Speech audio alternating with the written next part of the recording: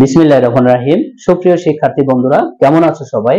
আমার ক্রিয়েটিভ ফারুক একাডেমিতে তোমাদের সকলকেই স্বাগত। আজকে আমি যে ক্লাসটা নিব সেটা হচ্ছে তোমাদের অধ্যায় নাম্বার 3, পেজ নাম্বার হচ্ছে 80, লগারিদমের ধারণা ও প্রয়োগ। অনুশীলনের যে সমাধান আছে সেটা আমি এক নাম্বারটা আমি সমাধান করে তোমাদের দেখাবো। দেখো, এক নাম্বারটা আমরা যদি এখান থেকে শুরু করি, দেখো এটাকে আমরা লিখতে পারি এভাবে 2 ইনটু 343, এরপরে 3 রুট ওভার মানে কি 1/3, কারণ আমরা জানি যে এখানে n রুট ওভার মানে কি, যদি n রুট ওভার m থাকে সেক্ষেত্রে আমরা লিখতে পারি m 1/n। তাহলে এখানে 3 রুট ওভার আছে, তার মানে কি 343 1/3 লিখতে পারি। আর এখানে লিখতে পারি 2 ইনটু, দেখো 243 সেম নিয়মে, তাহলে এখানে লিখতে পারি 1/5 মাইনাস এখানে 12 ইনটু, এখানে লিখতে পারি 64, তারপরে 1/6। এরপরে দেখো 2 গুণন, এখানে 343 কে আমরা প্রয়োজনীয় সংখ্যা দিয়ে আমরা কি করব, ভাঙবো, বিশ্লেষণ করব। দেখো এখানে 7 এর উপরে পাওয়ার যদি 3 দেই সেক্ষেত্রে আমার হবে 343, তাহলে 1/3 প্লাস এখানে হবে 2 গুণন, এখানে দেখো আমরা যদি 3 এর উপরে এখানে পাওয়ার যদি আমরা 5 দেই তাহলে হবে 243, তাহলে 1/5 মাইনাস এখানে 12 গুণন 64 মানে জোর আছে, সেক্ষেত্রে এখানে আমি দিব হচ্ছে 2 এর উপর পাওয়ার যদি 6 দেই তাহলে কিন্তু কি হবে, 64 হবে।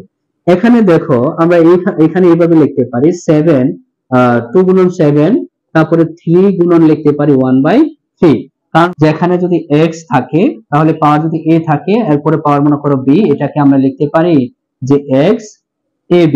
তাহলে এখানে আমরা গুণ অবস্থায় আমরা লিখে দিলাম। এরপর হচ্ছে 2 গুণন 3, এরপরে পাওয়ার 5 গুণন হচ্ছে 1/5 মাইনাস 12 গুণন এখানে হবে 6 গুণন 1/6।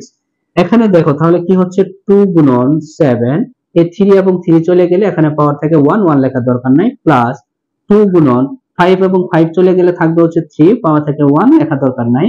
তারপর হচ্ছে 12 গুণন, এখানে থাকে 2, দেখো 6 এবং 6 চলে গেলে থাকে 1 লেখার দরকার নেই।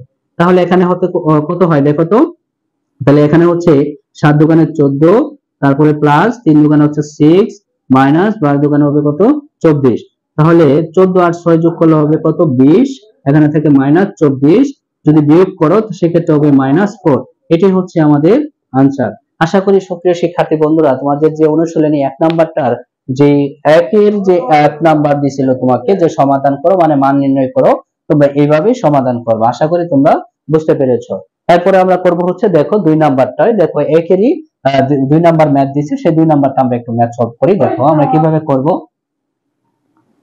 দেখো আমরা কিভাবে করব এখানে একটু লিখি। দেখো তো 2 নাম্বার যদি সমাধান করতে যাই, দেখো আমরা জানি সূচকের নিয়মে যদি একাধিক চলক সেম থাকে তাহলে 2 এর অধিক যদি চলক সেম থাকে তাহলে একটা চলক লিখতে পারি, এবং চলকের যদি আমরা ভাগ অবস্থায় থাকে চলকটা তাহলে তার পাওয়ারগুলো কি হবে, বিয়োগ হবে। যদি চলকে গুণ অবস্থায় থাকে তাহলে পাওয়ারগুলো কি হবে, যোগ হবে। সেই ক্ষেত্রে এখানে দেখতে পারতেছি y এবং y চলকটা কি ভাগ অবস্থায় আছে, তাহলে আমরা একটা y কমন নিব। এরপরে দেখো তাহলে পাওয়ারগুলো কি হবে, বিয়োগ হবে। তার মানে a প্লাস b বিয়োগ হচ্ছে আমার 2c গুণন, এরপরে দেখো y এবং y যেহেতু আমার চলক সেম তাহলে y নিলাম, এরপরে পাওয়ারগুলো কি হবে, বিয়োগ হবে, তার মানে কি হবে, বিয়োগ হবে। তার মানে b প্লাস c মাইনাস হবে 2a গুণন, এখান থেকে y এবং y থেকে আমরা একটা y নিলাম, এরপরে থাকতেছে পাওয়ার হচ্ছে c প্লাস a মাইনাস হচ্ছে 2b। এখানে তাহলে আবার এখানে আরেকটা কাজ করতে পারি, দেখো এখানে গুণ অবস্থা থাকা অবস্থায় চলক কিন্তু সেম, মানে y y y তিনটা চলক কিন্তু সেম আছে, তার মানে আমরা কি নিতে পারি, একটা চলক নিতে পারি। এরপরে যেহেতু চলকের মাঝখানে গুণ আছে তাহলে পাওয়ারগুলো যোগ হবে, তাহলে a plus b minus 2c হবে, তারপর হচ্ছে plus b plus c minus 2a হবে, তাহলে এই পাওয়ারের সাথে এটা যোগ, তার মানে plus c plus a minus 2b হবে। আশা করি তোমরা বুঝতে পেরেছো কিভাবে তোমরা কি যোগ এক চলকটা কমন নিয়ে তারপরে পাওয়ারগুলো যোগ আকারে লিখবা। এরপরে দেখো y, এখানে দেখো কি করা যায়, দেখো তো a এবং a, দেখো a এর আগে প্লাস আছে, a এর আগে প্লাস আছে, তার মানে লিখতে পারি 2a। এরপরে প্লাস b এর আগে প্লাস আছে, b এর আগে প্লাস আছে, তার মানে কি 2b প্লাস প্লাস c, এই যে প্লাস c মানে প্লাস 2c, এরপর হচ্ছে মাইনাস 2c, এরপর হচ্ছে মাইনাস 2a, তারপর হচ্ছে মাইনাস 2b, আর লেখা শেষ হয়ে গেল। এখন দেখো এই 2 এ চলে যাবে, কারণ এখানে প্লাস এখানে মাইনাস, এই 2b এর আগে প্লাস আছে, এই 2b এর আগে মাইনাস, এই প্লাস 2c থেকে 2c বাদ, তাহলে এখানে কত থাকবে? শূন্য। আমরা জানি পৃথিবীর যে কোনো মানের উপর পাওয়ার যদি কি থাকে? শূন্য থাকে, তার ভ্যালু হচ্ছে 1। কোন শর্তে?